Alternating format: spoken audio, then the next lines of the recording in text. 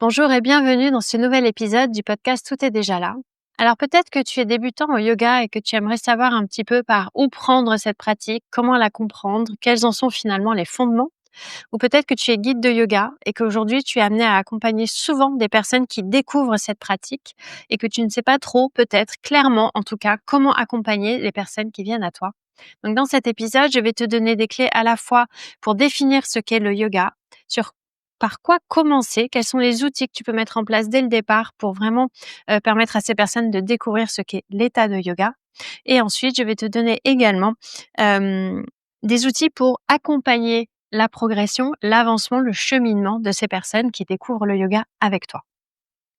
Donc cet épisode, bien évidemment, n'est pas exhaustif. Il y a plein de façons de faire et souvent lorsque des personnes viennent, enfin pas souvent, systématiquement, lorsque les personnes viennent à mes cours ou me demandent un accompagnement pour débuter le yoga en one-to-one, parce que c'est la meilleure méthode quand même pour découvrir le yoga, la première chose que je fais, c'est que je définis les besoins des personnes, donc je fais vraiment du sur-mesure. Mais dans cet épisode, ce que j'ai voulu te donner, c'est des clés de réassurance et de sécurité pour que tu te sentes en confiance pour accompagner ces personnes ou pour toi débuter ta pratique de yoga, voilà, en le faisant de la façon qui te convient le mieux.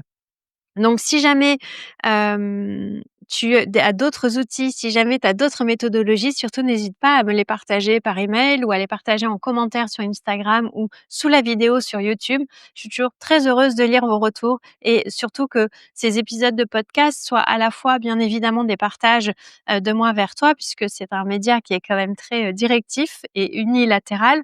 Mais j'aime beaucoup quand les discussions se créent autour des thèmes des épisodes dans les commentaires ou par mail puisque ça nous permet vraiment d'aller un peu au-delà et puis moi d'aller à ta rencontre. Donc n'hésite vraiment pas à m'envoyer un message ou à laisser un commentaire. Donc dans cet épisode, je vais te dire encore une fois par où commencer, comment accompagner leur progression et comment aussi leur donner envie de rechercher l'état de yoga plutôt que la salutation au soleil par exemple, donc le postural. Donc on va déjà débuter par le fondement. Le yoga, c'est quoi? Alors souvent, tu vas trouver cette définition qui va te dire que le yoga, c'est yush, c'est ce qui relie, c'est ce qui permet de reconnecter le corps et le mental. Et donc, ce qui s'est passé en Occident, c'est qu'on a beaucoup, relié ça au postural. C'est-à-dire par la pratique, on a réussi à, heu, apaiser le corps, apaiser le mental et donc recréer un lien qui permet une unicité de l'être, qui permet que le mental soit peut-être pas trop actif ou que le corps soit pas trop fatigué ou blessé et que par le yoga, on a recréé cette connexion entre le corps et le mental. Pour moi, le yush qui est la racine du mot yoga, c'est vraiment quelque chose qui, évoque davantage et dans ma lignée, c'est ce que l'on dit, l'état de yoga, en fait, est un état dans lequel tu te reconnectes à ce qui est plus grand que toi et à ce qui te permet d'être ton être le plus pur en fait, dans le sens où il n'y a plus toutes ces couches qui sont liées à la vie, à l'éducation, à la société, aux charges matérielles. Ça ne veut pas dire que je suis un petit bisounours ou que je suis un petit nuage vaporeux, puisque j'ai conscience qu'en fait, j'ai choisi cette incarnation ou en tout cas, je suis dans cette incarnation matérielle, donc je fais avec la matière. C'est très important pour moi d'être dans la matière et dans le subtil. Mais en tout cas, avec le temps et les années de pratique, donc aujourd'hui, j'ai quasiment 20 ans de pratique de yoga. J'ai plus de 20 ans de pratique spirituelle. Ce qui m'est apparu, c'est que les outils qui permettent de solliciter le corps, le postural, en fait, dans le yoga, sont davantage des outils qui me permettent d'aller à la rencontre de moi-même que le yoga en lui-même.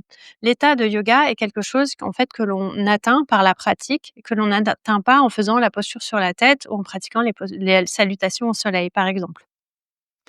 Donc on vient en fait, en Occident, on n'a pas opposé, on a soustrait cette partie qui peut paraître vraiment très abstraite, très spirituelle du yoga et de l'état de yoga pour le remplacer par le postural et d'ailleurs aujourd'hui on dit: «Je vais à mon cours de yoga» et en fait c'est un cours où tu y vas et tu fais des postures, tu fais peut-être des pranayama, quelques méditations, un shavasana et tu as fait du yoga. Mais en fait, il faut savoir que quand tu as suivi un cours comme celui-ci, ben, tu as fait des asanas, des postures de yoga, tu as fait des pranayama, tu as peut-être fait des mantras, des méditations, un long shavasana qui est pour moi, la posture clé du yoga, mais tu n'as pas fait du yoga. Tu n'as pas été dans l'état de yoga par ça. L'état de yoga, il demande une assise et un point silencieux qui est très intéressant que j'aborderai tout à l'heure, un petit peu plus loin dans l'épisode.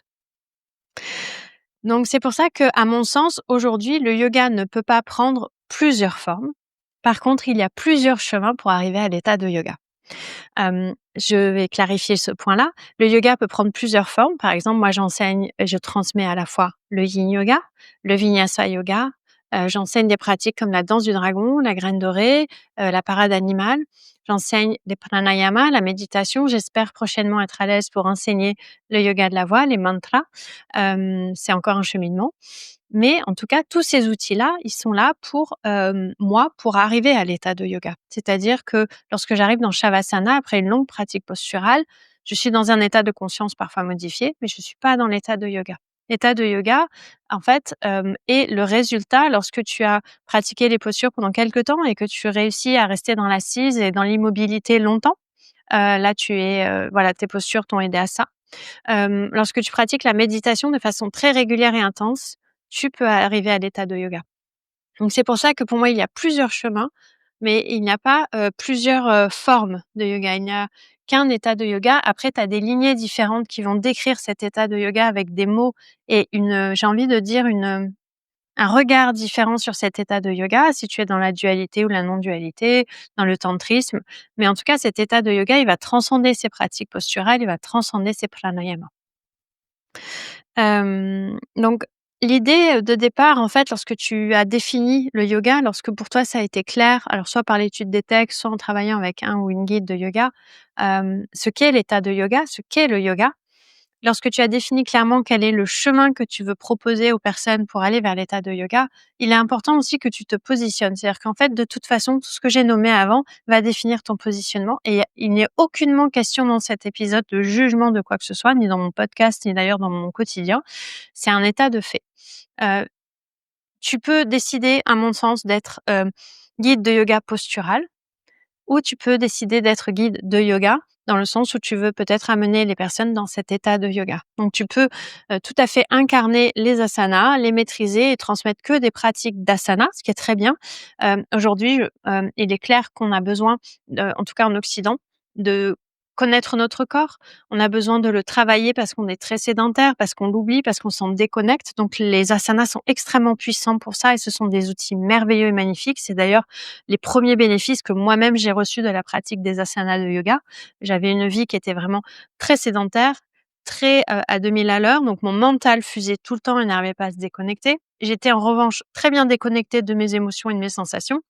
Et mon corps derrière essayait de courir et de, comment dire? De rattraper ce mental qui était très vif tout en étant sédentaire, donc il était pas en très grande forme, il était pas souple, autant qu'il peut l'être, hein. Chacun et chacune a sa souplesse, ça c'est physiologique, anatomique, mais en tout cas il était assez raide par rapport au corps que j'ai aujourd'hui. Il était assez fermé également par rapport à ce que je vivais et les asanas m'ont vraiment permis de m'ouvrir. Les pranayama ont été des très belles pratiques également pour me reconnecter à mon souffle, à la circulation d'énergie dans mon corps et en prendre conscience. Les mantras aujourd'hui sont des outils que j'utilise énormément parce que je prends conscience du pouvoir de la vibration et surtout du silence par le yoga de la voix. Et aussi parce que, les guides que j'ai rencontrés dans ce yoga de la voix m'inspirent énormément, ils me donnent énormément et donc j'évolue et je chemine assez vite à leur côté.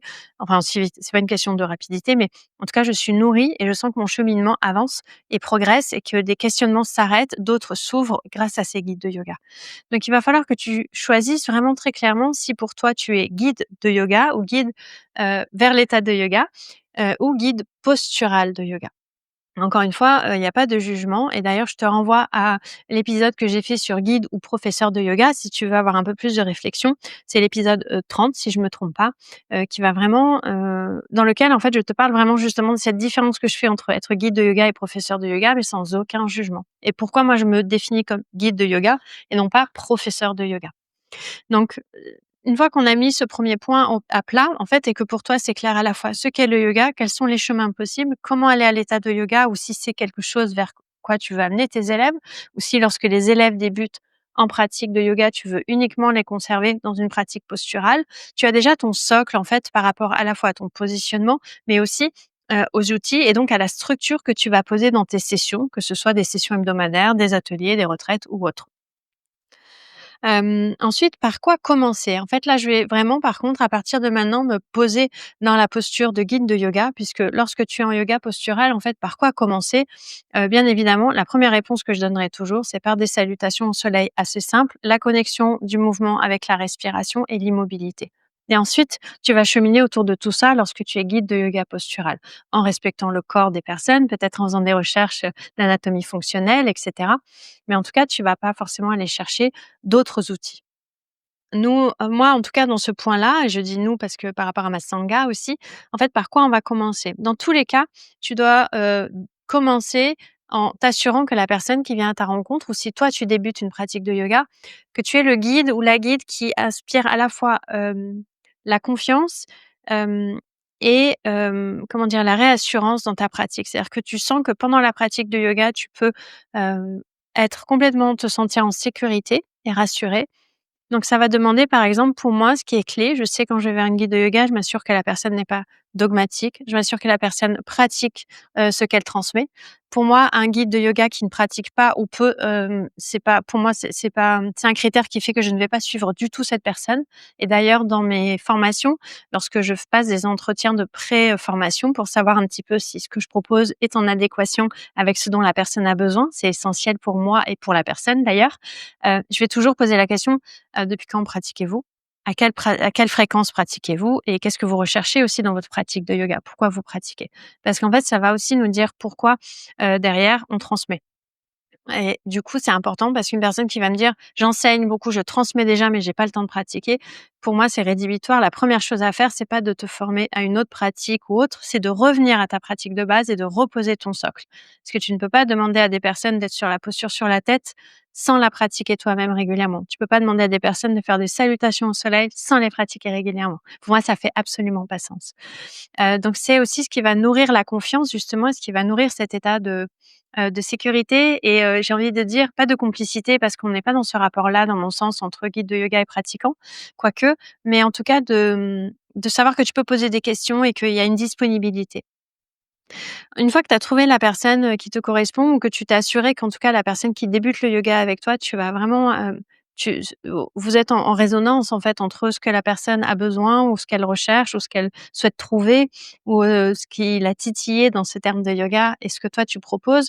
Il va falloir aussi que tu clarifies pour toi et pour cette personne que c'est pas forcément la méthode qui compte en fait. C'est toutes les expériences que tu vas avoir et tout ce qu'elle va t'amener à vivre. Donc à la fois les prises de conscience, les états de méditation, hem, c'est-à-dire que cette personne-là, il faut qu'elle prenne conscience que la méthodologie que tu vas mettre en place, c'est pas le yoga, mais c'est tout ce qu'elle va vivre au fil de ces partages et de ces pratiques qui sont l'état de yoga.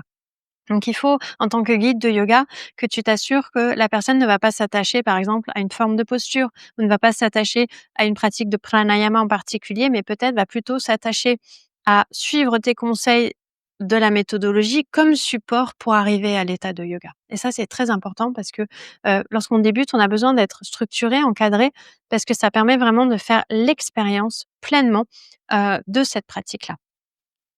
Donc une fois, que tu as fait ça, moi ma clé d'entrée de toute façon, c'est les asanas et c'est le corps. C'est-à-dire que très souvent, à moins que j'ai une personne qui vienne qui pratique déjà le yoga et qui a besoin d'une pratique plus spirituelle, plus ancrée vers l'état de yoga justement, je vais commencer par les asanas. La première clé, je l'ai évoqué tout à l'heure, c'est les salutations au soleil. Dans mes lignées et par mon expérience, j'ai créé beaucoup de salutations au soleil, des plus simples à certaines qui sont un peu plus complexes, qui permettent vraiment d'aller faire l'expérience du corps en mouvement, de la méditation en mouvement, et cette méditation en mouvement, c'est quoi? C'est le souffle qui est synchronisé avec le mouvement et en fait qui amène cet état de méditation et par la répétition de ces postures, par la répétition d'une même séquence avec peu de postures, eh ben, on amène cet état de méditation puisque le mental sent qu'il peut déconnecter, il est de plus en plus familier avec les postures, il arrive à connecter le souffle et tout se met en place et il y a cet état de méditation qui vient. Et ensuite, petit à petit, on va dérouler les postures qui pour moi sont clés. Donc ça va dépendre de si on est en yin yoga ou en vinyasa. Mais voilà, il y a des postures qui sont clés. On va les creuser, les principes de la pratique également. Moi, je j'ai pas une pratique d'alignement, que ce soit bien évidemment en yin yoga ou en vinyasa. J'ai une pratique de ressenti et j'ai vraiment une transmission qui se base sur ce ressenti, sur l'anatomie, la physiologie de chacun et chacune. Donc on va aller aussi ressentir et c'est pour ça que je disais un des meilleurs biais pour débuter le yoga, c'est de proposer à la personne d'avoir des cours individuels parce qu'en fait, ces cours individuels vont te permettre à toi de voir comment évolue son corps, de pouvoir avoir des moments aussi d'échange que tu peux pas forcément avoir en collectif avec la personne si elle a des questions, si toi tu as pu observer des choses. d'échanger aussi d'une session à l'autre.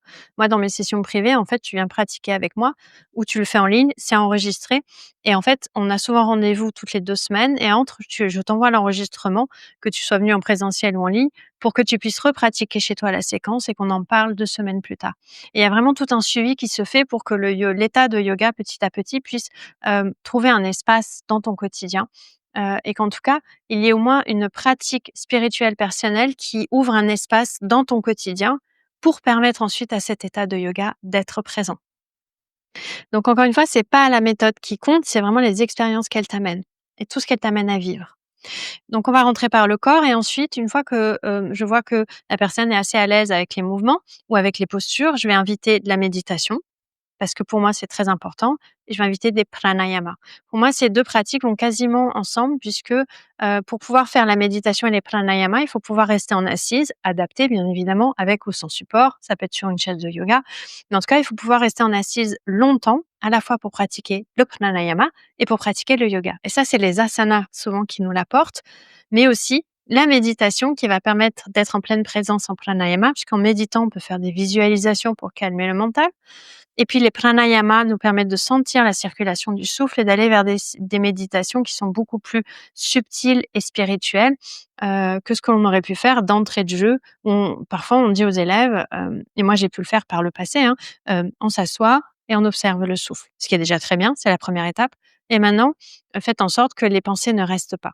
Et en fait, c'est très dur de faire ça si on n'a pas une pratique de pranayama en dessous pour pouvoir poser l'attention, voire même une pratique de mantra silencieuse. Donc c'est très intéressant lorsque tu as une personne qui débute en yoga, qui vient te voir toi en tant que guide de yoga, de lui dire: «D'accord, de quoi tu as besoin? Oui, je peux répondre à ce besoin».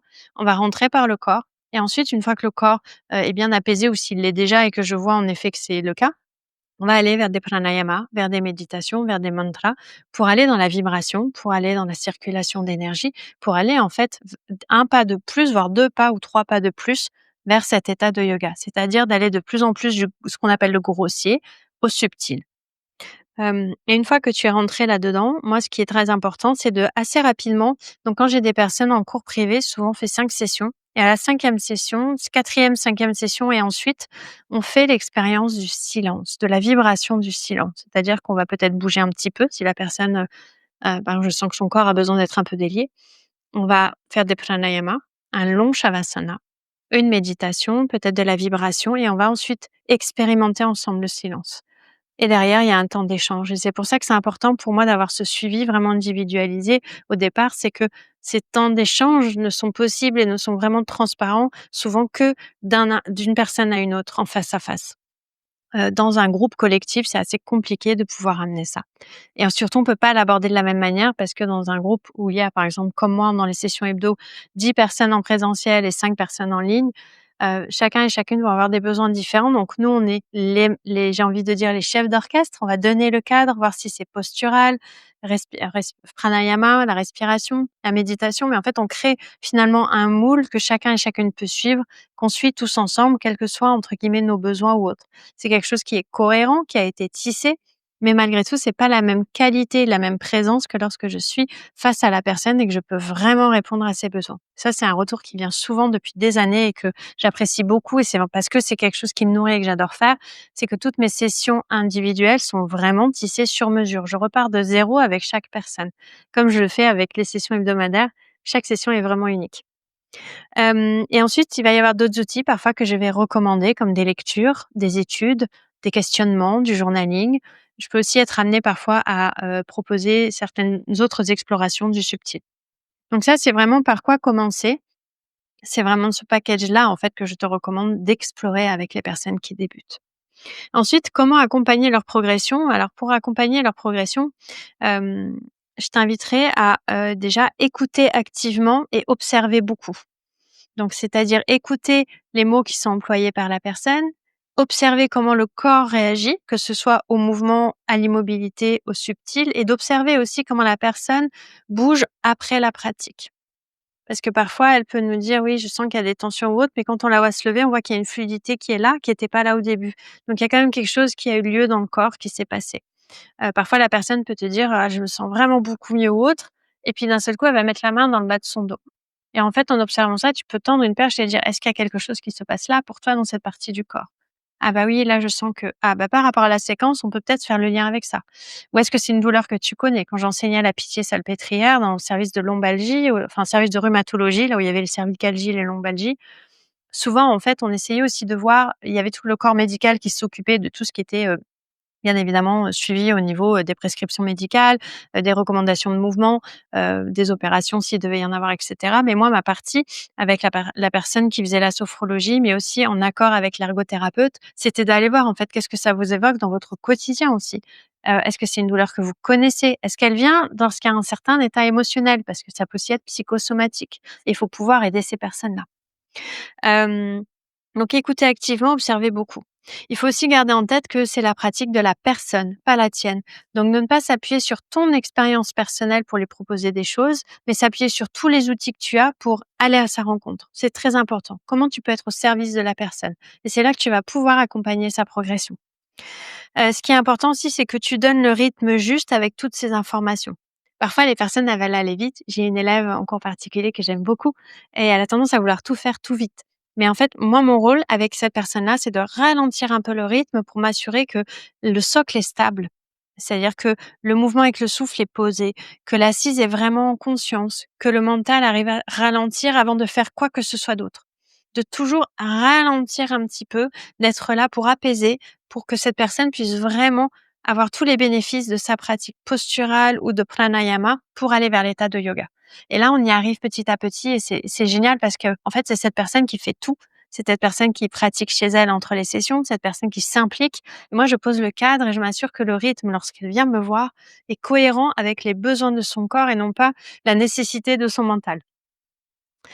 Et ensuite, je t'inviterai aussi à ne pas avoir peur de la répétition et de répéter énormément. Une personne qui débute une pratique ou si tu débutes une pratique, sois prête, sois prêt à entendre les mêmes termes longtemps, à faire les mêmes postures souvent, à régulièrement revenir à la base, à régulièrement questionner, à régulièrement avancer pour que vraiment tu puisses, en fait, en répétant, faire en sorte que ce terme, ce concept, cette posture soit vraiment incarné.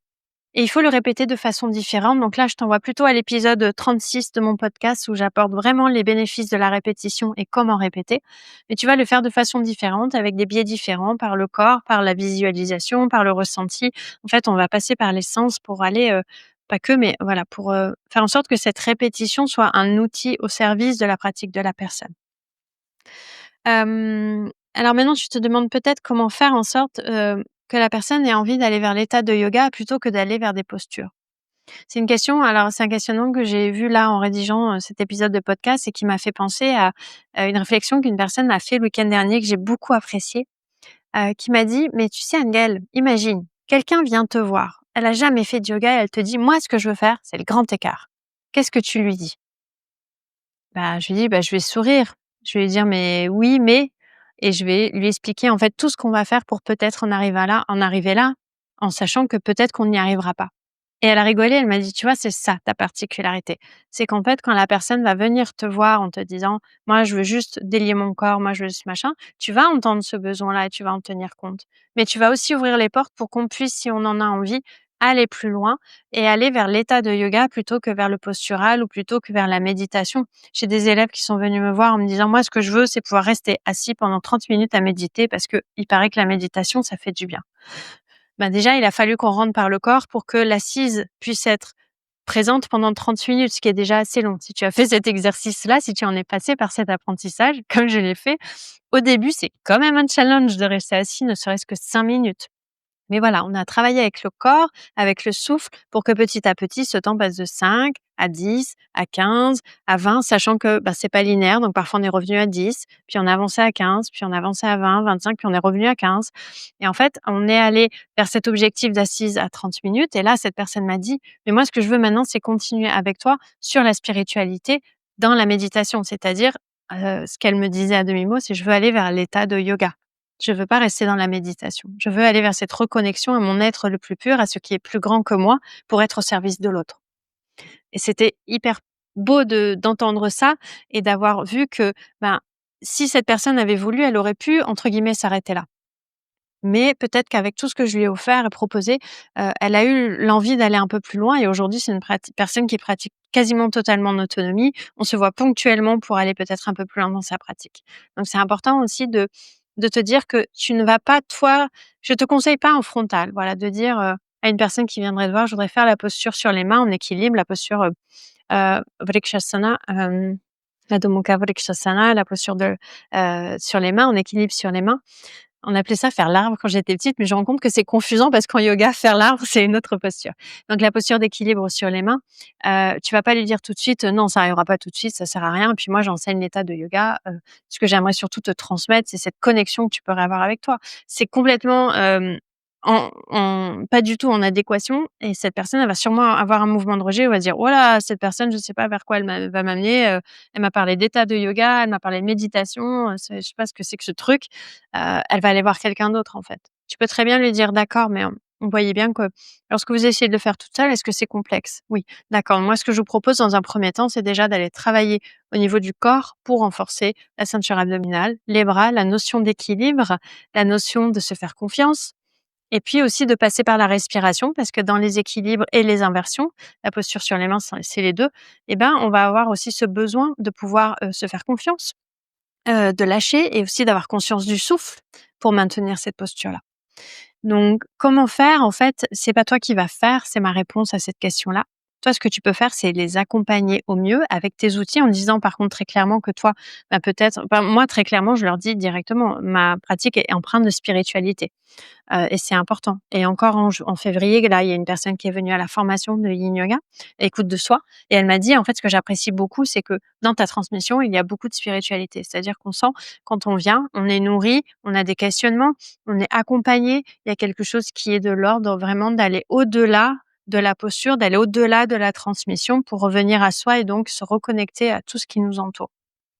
Voilà. Donc ça, c'est vraiment ce que je voulais te partager aujourd'hui sur ce thème, au niveau de l'accompagnement des personnes qui débutent en yoga. Hésite pas à me dire si toi, encore une fois, tu as d'autres méthodologies, d'autres étapes ou même si tu as des questions, à me les laisser en commentaire parce que dis-toi que si tu te poses cette question, il y a sûrement d'autres personnes qui se la posent aussi, mais tu peux aussi m'écrire directement par email si tu es plus à l'aise avec ça. En tout cas, si tu es encore là, j'imagine que tu as trouvé des informations pour enrichir ta transmission et ta pratique et ça peut vraiment que me ravir et me toucher si c'est le cas.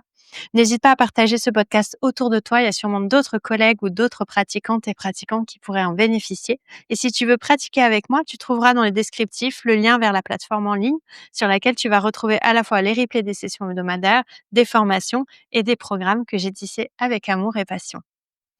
Je te souhaite une très belle semaine et je te dis à la semaine prochaine pour un nouvel épisode dans le podcast Tout est déjà là.